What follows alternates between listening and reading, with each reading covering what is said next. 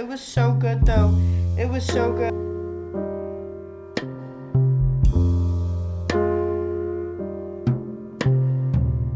Guys, welcome back to my channel. Ignore this very bland background for now, okay? I'm going to be having, these are gonna be gallery walls. I just have to go to Goodwill to pick some stuff out. It's finally fall season. I feel like this is my Super Bowl. I wait all year for fall. Even though we don't technically have fall here in South Texas, that is completely okay with me. It's going to be fall in here forever. I realized that I have not really read a ton of like cozy, fun fall reads. So I figured what better way to solve that problem than to do a 24-hour readathon of reading nothing but that. I honestly have such an overly ambitious TBR. Do I think I'm going to finish all of these? No. These are mostly just the options that I have to pick from. I went book shopping for specifically these books yesterday. I went to Half Price Books in Barnes. Okay, so really quickly, I'm gonna go over the honestly quite ambitious, if nothing, options that I have for this video. I just need as many options as I can. And here's kind of like my thought process behind this, okay? Because this list, I feel like just keeps going. And the only reason why I'm adding so many books to like the options for this video is that I am fairly quick to DNF a book. I'm okay with DNFing books. And I really do not want to get into a reading slump. So if a book just is not capturing my attention within the first like 100 pages, I'm going to be putting it down and picking up the next one. I'm not going to keep pushing through it. So, and because cozy fantasy is not a genre that I typically read, I don't know exactly what works and what does not work for me in this genre. So I figured the more options, the better, if that makes sense. But I have Hot Hex Boyfriend by Carly Bloom. I picked this up sometime last year and I just never read it. I don't know anything about it. And I also have A Werewolf's Guide to Seducing a Vampire by Sarah Hawley. I know that the first one, something to do with the demon.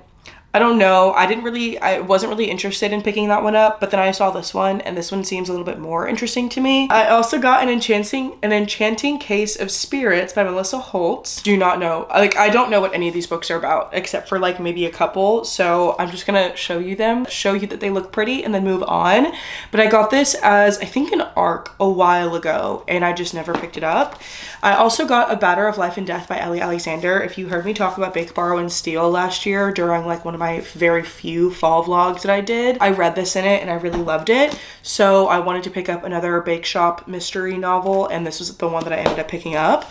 I also would like to at least maybe start Practical Magic by Alice Hoffman. Ashlyn's coming over tomorrow and we're gonna watch Practical Magic and crochet together. So I would like to have at least started this book. However, I have heard like terrible things about it. I really need to stop reading reviews before I read a book because it just makes me not want to pick it up, and that's problematic because I buy too many books for that to happen. I also got The Third Wife of Faraday House by B.R. Myers. I think we're actually getting into the haul of what I got last night. This is about a girl in the 1800s, early 1800s, who has this big like scandal and there's only one guy that's willing to marry her, and he's on his third wife, and so we're trying to figure out like why. So she moves into Faraday House, and that's all that I know about that one. I already had The Very Secret Society of Irregular Witches, but I ended up picking up A Witch's Guide to Magical Innkeeping last night because I've heard so many people talk about both of these books in relation to like cozy fall reads. So that's gonna be that. Then I'm so angry that I did this, but I guess that just means that I will have to go to the bookstore at some point. I accidentally picked up the second book of Emily Wilde and not the first book. I don't know how that happened, but oh well, it means I just have to go and buy more books. I also got My Roommate is a Vampire by Jenna Levine. The House Witch by Delamac, I genuinely could not tell you. Falling Like Leaves by Misty Wilson. It's a Bramble Falls novel. The Book of Living Secrets by Madeline Rue. I also got Dracula. This is my audiobook, which I will be listening to throughout this video. And then I also got The Enchanted Greenhouse by Sarah Beth Durst because The Spell Shop was one of my favorite cozy fantasy reads of last year. So I needed to pick this one up as well. But that is it. That's kind of the haul. That's kind of what we're working with for this video. It's 10:22. I'm probably going to start this at around 10:45 and we're just gonna go for 24 hours until tomorrow morning at 10:45. I'm planning on just reading as many books as I can. I'm going to sleep. I really just want this to be a chill read readathon. It's not going to be super strict. Like I said, I'm allowed to sleep. Okay, I'm allowing myself to sleep. That's kind of what we're working with right now. I am in the middle of reading Wayward by Amelia Hart, but I think I'm going to put this on pause for this video because this is not giving cozy, this is giving like depressing, and that's not quite what I'm in the mood for. So I think instead, we're gonna start with The Very Secret Society of Irregular Witches because, I don't know, there's just something about it that's drawing me in.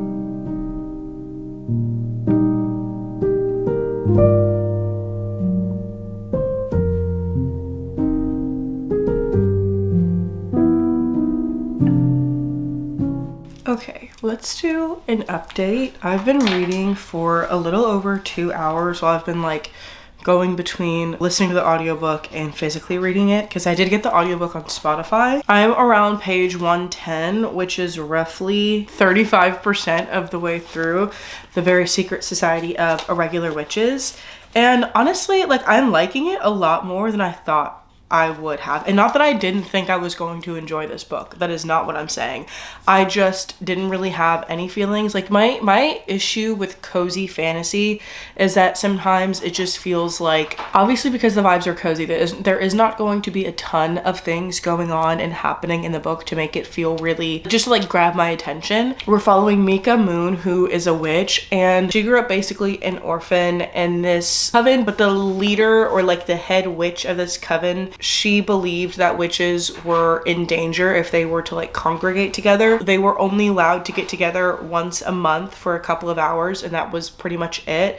The witches weren't allowed to talk to each other outside of that. They weren't allowed to be friends outside of that because that's what she thought was going to keep them safe. So then we're following Mika as an older adult, and she's come into her powers.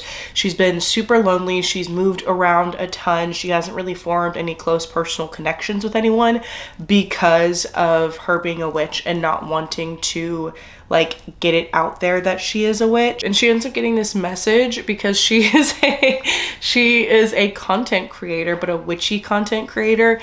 And it's her way of like being able to talk about being a witch without people like truly thinking that she's a witch, because it's like she does it in a way that's like really played up and just kind of like a caricature of who she is the best way to describe it. She gets this message about these people needing an actual witch, and so she's like, this is weird, like no one's supposed to know that we exist. What does this mean? And we've met who I'm assuming is going to be the MMC, who's just like super grumpy, super protective of these kids that she is going to be teaching like how to control their magic. There's a whole other plot point as to why they need to control their magic and like why she's actually there, but I feel like that's just something that you should read to figure out. Either way, I'm really enjoying it. It's super cozy, it's super fun. She's just having fun hanging out with these kids and trying to teach them their magic, but also like gaining the trust of everyone in the house. My favorite part about this book so far is Terracotta. She's one of the kids in this book. It's not that funny. The first time we get an interaction with Terracotta in this book, she wants to kill Mika. Because she doesn't like her or trust her, which I'm assuming that like by the end of this, Mika and Terracotta are gonna actually be like besties. But just I need you to listen to this. So there's 3 kids, which is who Mika is going to try to teach their magic. They're all witches, and Lillian, who's supposed to be like their guardian, but she's just been like out. She's just gone. She's not there with the kids. It's usually Jamie and Ian, and I forgot the other guy's name. Ken, something like that. It starts with a K. But Jamie has been like their father figure throughout this whole thing. And Terracotta is one of the kids. and she hates the idea of Mika coming and teaching them magic. Like, she does not trust Mika. She wants nothing to do with Mika. And so at this first conversation where the first thing she says, or that we hear, like when Jamie was talking to Terracotta about this, she goes, "Over my dead body." And he goes, "And how do you plan to manifest that grisly outcome?" And she goes, "Okay, we can make it her dead body then. I actually prefer that option. I can murder her in her sleep on her very first night." And he goes, "We've talked about this. Murder can't be your first choice every time you don't like something." And she said, "You've talked about it. I still think it's a good first choice." Would it do any good to point out to her that it was 1 o'clock in the morning, he'd been asleep less than an hour, and he was decidedly not up to discussing whether or not to violently dispose of the new tutor? No, probably not. Just as it would probably be useless to remind Terracotta that nobody liked being woken in the dead of night by a murderous child in a ghost white nightgown. There's just something about that truly, it speaks to me. It is chef's kiss. I am having so much fun with this book. It's funny, it's witty, the characters are funny. I will say, like, this kind of feels like a Lynn Painter book. Like, if you've read Lynn Painter, then you know what I'm talking about, where like there are a couple of characters, especially in her adult books more so, not her YA books, but there are a couple of characters that feel very like larger than life. They're super funny, they're super witty, but like would not happen in reality. Ian feels a little bit, I don't know, like, he's really funny and I love him. He's one of my favorite characters in this book too, but just like, I don't know, just feels very like out there and over the top. You know what I mean? But like in a really, really good way. In a way that's like, this is working for this cozy fantasy. Hopefully that makes sense. I have to go pick up my groceries at 5:30. It is 1:15 right now. So my goal, obviously, I want to finish this. I don't think I'll have any issue finishing this.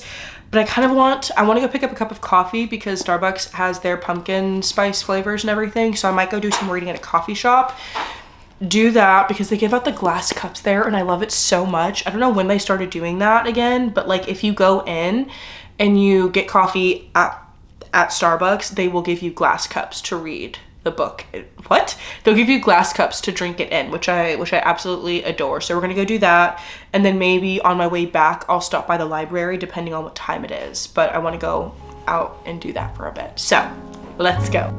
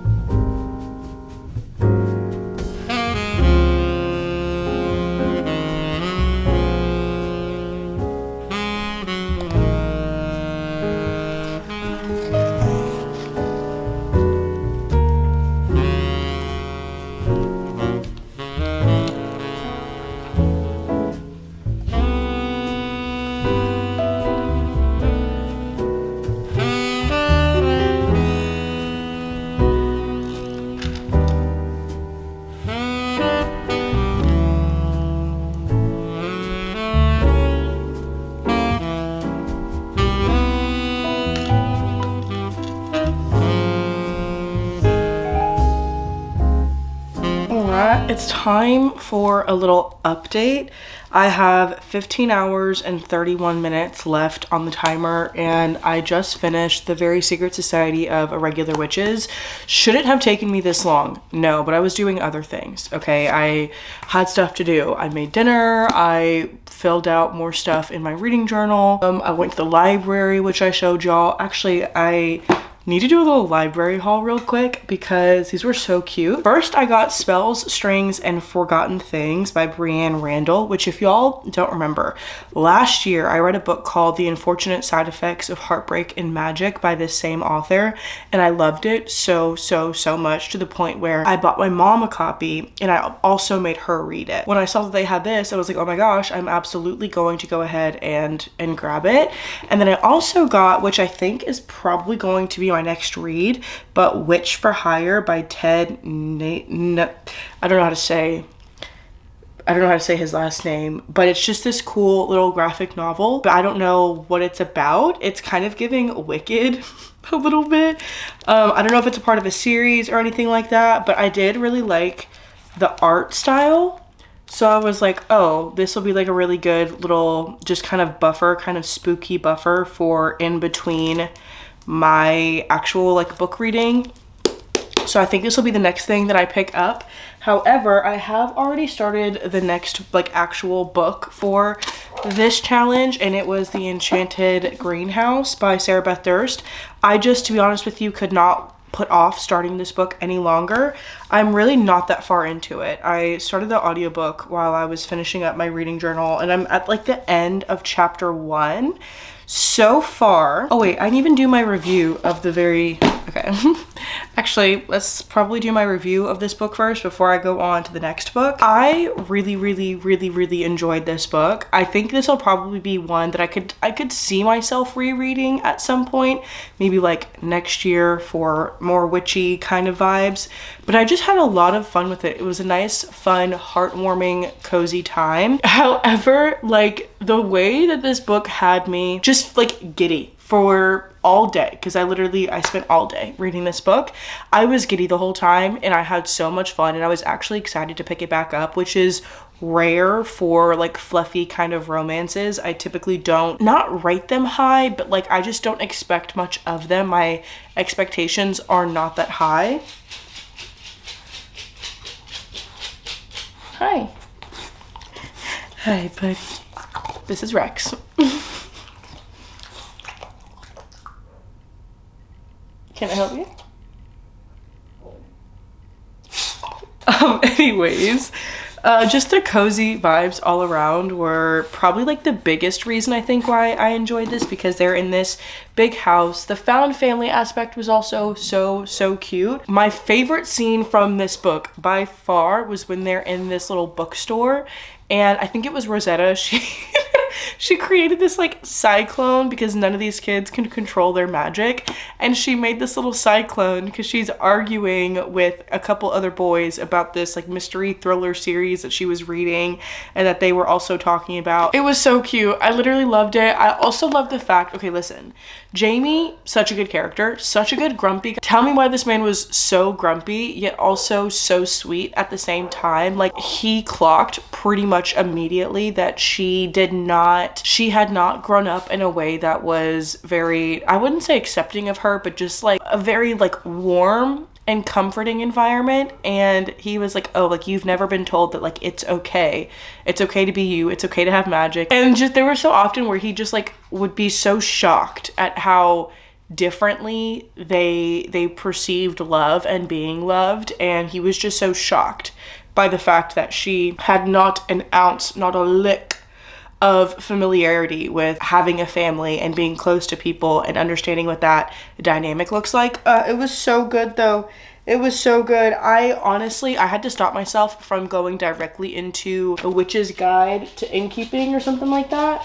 I really wanted to go into that one like right after this one, but I wanted to give myself a break because I did not want to get burnt out on like the witchy romances, because that is a possibility, which is why I wanted to go into more of graphic novel and a fantasy, because I feel like this will change up the vibe enough to keep me interested in reading. And then maybe at some point we'll pick this up. I might not. It'll really just depend on what I'm feeling next.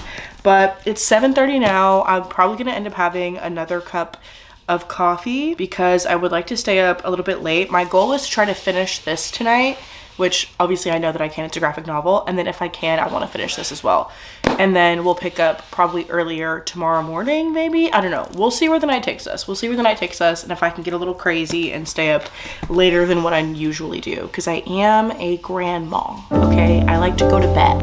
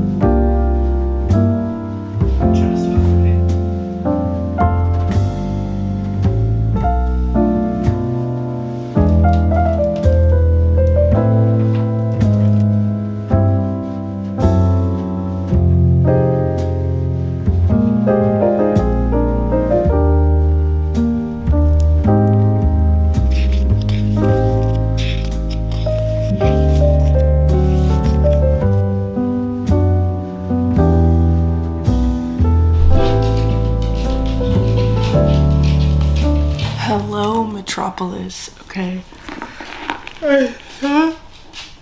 I would give an update because I did end up finishing Witch for Hire, and this was interesting. I enjoyed it. I'm assuming this is going to be the first one in a series just because of the way that it ended off. Ended in a way that would make sense for it to continue to be a series. I enjoyed it. It was interesting. You're following these two girls in school. We're assuming it's high school. It could be kind of like junior high-ish. I don't know. Basically, we're following one girl who has like a fairly tough family life. Something happened to her mom. We don't really know what at the beginning of the book. Their dad really is not interested or a part of their lives. Her older sister is super mean to her. She's not maybe like the conventional type of pretty. She has to go sit at the losers table for lunch, and she meets everybody at this table, and one of the girls is named Faye, and Faye walks around in a witch's costume. Like, she has the hat, and she looks like she's a witch, but she looks like it's a costume almost. Weird things start happening with the kids in this school. They just start doing the most like outlandish things, and you don't know why. It was cool. I liked it. I liked the themes of not secluding or isolating yourself off from people. You know, just the themes of like friendship and how important friends actually are, and it was cute. I enjoyed it. I don't have too much to say about it though. It's not my favorite graphic novel that I've ever read, but I am happy that I finished it. And like I said, I really liked the art style of it. So that was more important to me when reading it. But then I also have made a little bit more progress into the Enchanted Greenhouse. I'm 4 chapters in now, so I feel like I can actually tell you what this book is about. Hi, this is Sadie. You're following Turlu. We pick up, she's in the middle of this like trial basically. In this world, magic, or like the government has decided that only certain people can use magic, and if you do use magic or cast any spells, then you are privy to punishment if you're caught. And we're following Turlu, who was a librarian, and she created this sentient plant named Kaz, which if you've read The Spell Shop, we're getting Kaz's backstory and how he was created. Not necessarily his backstory, but like we're getting backstory on the person who created him. Gets turned into a statue and then randomly gets turned back into a person. We're trying to figure out like what's happening right now. Why'd she get turned back? Who turned her back? For what reason? You know, kind of getting all those questions answered. But I am enjoying it. I forgot that how descriptive heavy she is. Like, she describes things very in depth, which I feel like is what adds to the cozy atmosphere of her books, where it's like you get such a clear picture of what it is that you're reading because of how well she describes things. So I am enjoying it. I'm having fun with it. I'm probably about to go make some coffee though, because I feel like I need a little bit of a pick-me-up, because I really want to try to finish this. And my according to my calculations, if I can listen to it on 3 times speed, I should be done with it in about 3 hours.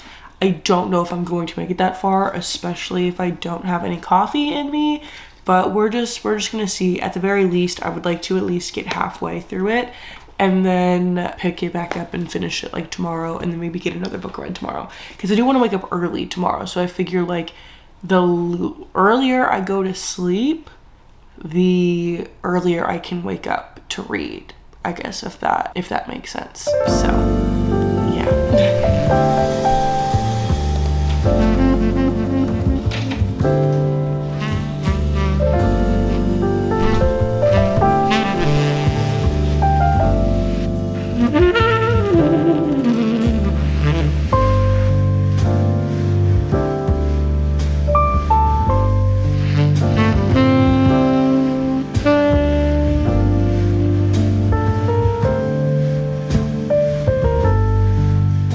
Okay, let's do an update. I have 9 minutes left on the timer, and I have not finished the Enchanted Greenhouse. I'm gonna see how far I am into this. I was listening to the audiobook. I woke up at 7 and I was planning on reading for a while, and I did some organizing of my bookshelf, which y'all saw. But then my mother-in-law called me and we talked for like an hour, so I didn't get a chance to read as much as I wanted to. So I'm 179 pages into it though. And honestly, I think in the spirit of having this be just like a cozy reading vlog, I'm just gonna extend this until probably Ashlyn comes over later today. I'm not sure what time she's coming over, but it's only 10:45. So I'm probably just going to go to Starbucks. I do think I want to leave this as an audiobook though, because I'm really enjoying the audio version of it. And I just don't think that a cozy fantasy like this, where like it's just, I don't know how to explain it. Like I'm really enjoying it. And I do think like it's going to be one of my favorites again, just because of the characters and how sweet they are, while the stakes being like fairly high to make it interesting.